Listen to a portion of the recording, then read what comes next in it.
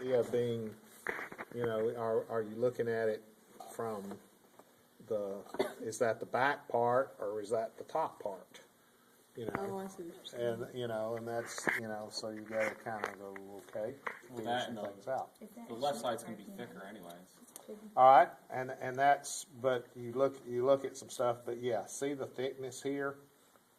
So this is your left ventricle, area over here. And so that gives you an indication. A couple of other things, and it's harder to see on most of these things, but sometimes you can tell with where the atrial flaps are, but it looks like both of these are the posterior parts here, maybe. But with this one, yeah, this is the front part of the heart here, and so see, this is the right ventricle area over here, but normally it's like this, so this would be right ventricle. Here's your intraventricular artery and all down through here. There's that left auricle coming out over here, and I guess this is our big aorta here. A lot of times these things are cut off so that you can't see them very well, but obviously, like I say, that's a very large thing coming out at that point. So, well, I say that, or is that the pulmonary artery? That's what's hard to tell sometimes when they cut them off and you can't see where they go.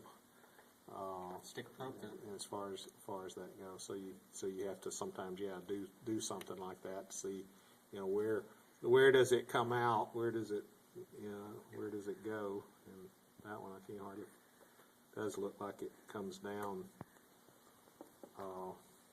Actually, then that looks like it's coming into the atrium here. So guess what?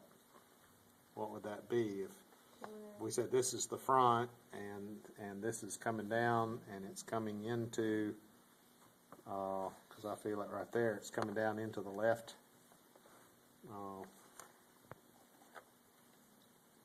atrium and ventricle. So this the pulmonary artery here, I guess.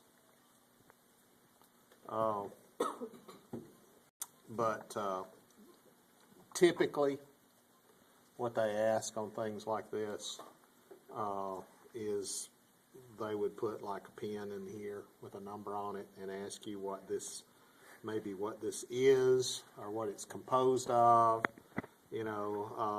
So like this is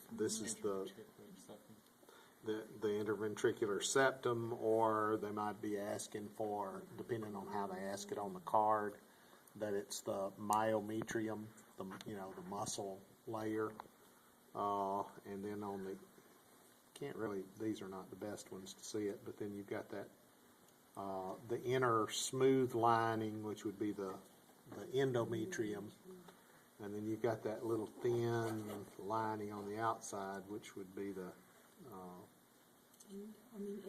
epicardium, there. But and then these, the chordae tendineae? the little chordae tendineae, the big things that the chordae tendineae are kind of attached to. These. Yeah, you can see it better on this one maybe. So we see the chordae tendineae here, but then that little projection right there, that we would refer to as the papillary muscle, there that the chordae tendineae are attached to, and there we can actually see some of the valve part itself, which is attached, which the chordae tendineae is attached to. So they like on these fresh models to kind of do those things that you can see a little better than on the plastic models. And so they usually just have one heart out or something, and they're gonna ask 3 or 4 things, is about all they're gonna ask. But they typically don't ask about the blood vessels up here, because they're difficult to see. Like I say, they more typically ask about the heart muscle itself, and the chordae tendineae, and the valves, and so forth, or that it is a valve. I'm trying to think if they often ask, like, which valve. I don't even think they typically do that. But they might ask about and these are not the best examples of the atria and ventricles. There are probably some that are better, but they should ask you, and expect you to know right and left, so forth. And I think when we look at some of these other things, we kind of get the idea that there's these big hollow places inside the heart, and there's really not as much room in there as you think, is there? In between. Of course, realize that these are, stiff. Yeah, and in a fresh heart, I don't know, I'd say, living heart, whatever, the tissue would be softer and more expandable. There actually, would be maybe more space if it was filled with blood and everything was doing what it was supposed to. But these kind of get all squished up, but it doesn't look like there's a whole lot of room in there for blood. But remember, in terms of typical stroke volumes, only about 70 milliliters. So there's, doesn't look like there's room for 70 milliliters in there at all. Well, for a human though. Yeah. That's probably sheep. That's a cow. So Well,